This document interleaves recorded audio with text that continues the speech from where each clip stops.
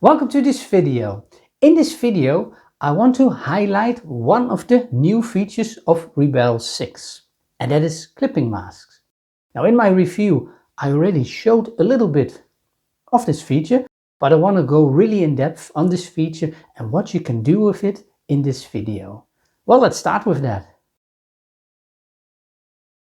I'm going to show you 3 examples. Here's the first example. I've just painted a simple watercolor tree. Nothing fancy, just a simple quick tree. But that's not done, of course. There's a lot missing here. This is just the main structure of the tree. Normally I would paint this on just one layer and go paint with the watercolor and let it do its thing. But for this one, I've done everything on its own layer. So the sky gets a layer, the ground gets a layer, the back canopy, the front leaves get a layer, and the trunk gets its own layer. And why did I do that? Because I want to make use of clipping masks. Now, what are clipping masks? Clipping masks are a layer above a layer that only influences the layer below it. It doesn't destroy anything. So if I go paint on one of these layers and I don't like it, I need to go undo, or start over again. With clipping mask, I don't have to do that. So let me demonstrate it. Let me start with the trunk then. On the trunk, I'm going to add a new layer on top of it. There you go. And I'm going to press I think it's the right mouse button. Let me get my mouse with it. Yes, the right mouse button with it. And I'm going to just select clipping masks. Now on my pen, so this is the right mouse button, I think, and that's the left one. I've now changed this layer 6 to a clipping mask. That means it will only influence the layer below it, and that is that layer with the trunk on it. Now, let me simply demonstrate that. I'm going to pick a round brush for this, I think, a watercolor round brush. Nice and large brush. I'm going to do a totally wrong color, but then we can see it really well, dark blue.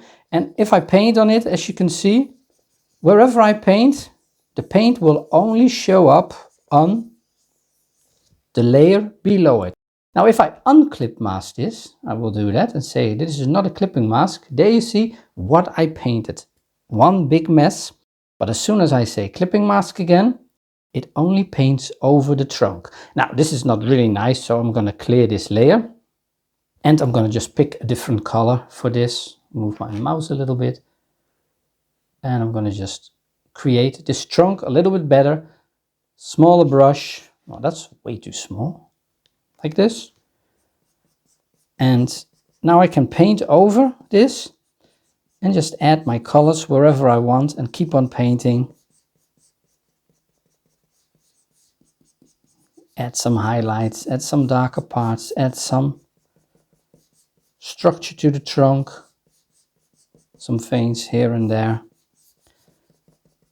So that is one of the things you could use clipping masks for.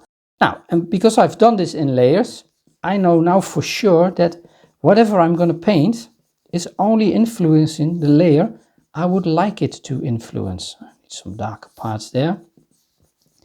And now my watercolor trunk looks really a lot better. Now, there you go. And I think you get the idea what this is. Now, this doesn't destroy anything. If I don't like this, I can just hit that erase button again, or I could even hide the layer and continue and do it, restart again. But I do like it, although I should have stopped the engine first, because now it's done its own thing. And I don't like this, so I'm gonna do a little bit more on it, get some of these veins in it a little bit better. All right, now there you go, that looks better. I'm gonna pause it and I'm gonna dry my layer to preserve it. I could do the same on the back leaves, and I can add a new layer on top of that. There you go. Set it to a clipping mask, and now I can add leaves, nice dark leaves in the background. For that I'm going to pick a different brush. Let's see, let's pick that splatter 3 for that, and of course a different color. This is a nice green, a darker green. And if I now start painting with this, I'm leaving it on that side, on the size of this, I want to paint in my leaves, and there you go. It only paints on that layer and that, I've set the clipping mask on. And there we go. I think I might want to have in here some darker tones. Under there, some darker tones, and around there too. But there's a mask above it. There's a layer above it, so you don't see everything. There it goes. This is only my back leaves, the canopy under it. All right, and now I'm going to do the same at this one. I'm going to add a new layer. I'm going to say that would become a clipping mask too, and I'm going to add leaves on top of it, but not that dark. And wherever I go now, it just goes there. But if I go outside of it, nothing will happen. And in this way, I can control whatever happens. So I put an underpainting down, and on top of that underpainting, I can paint whatever I like. And the nice thing is, now let's say I like this, so I'm gonna dry this. But I would want some really darker tones there and some really highlights there. I can just add another layer on top of it and turn that into a clipping mask too. And the nice thing is, let's say I want some really darker tones. I might use multiply for shadows, get a nice darker color. And so you can use layer effects on it too. And there we go. That is very nice. Bit there. And the tree becomes a tree. I'm going to add one more layer.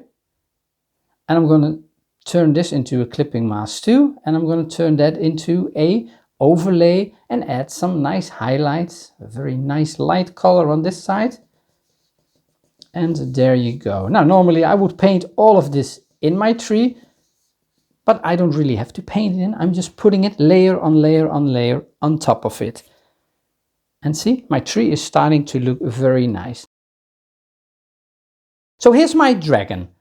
Very simple dragon, more of a sketch, but I want to show you something with the dragon. What I've done is, I've done the same as with the tree. I started with an underpainting of the shape of my dragon.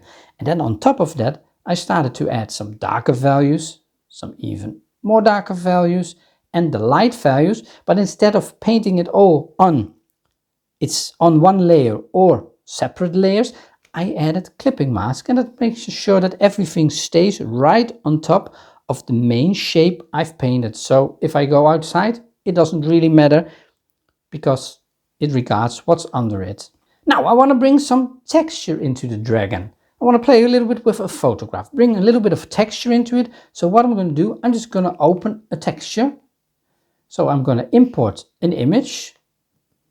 I'm going to choose a skin for this, and let's see, there's various ones I've prepared, but I'm going to take this one. So I want to rotate this image. To do that, I'm going to move my pen just outside of it, and I see that little, there it is, that little arrow. That means I can rotate it. If I hold Shift on my keyboard, it's going to rotate it in increments, and I'm going to make sure it's nicely centered 90 degrees now.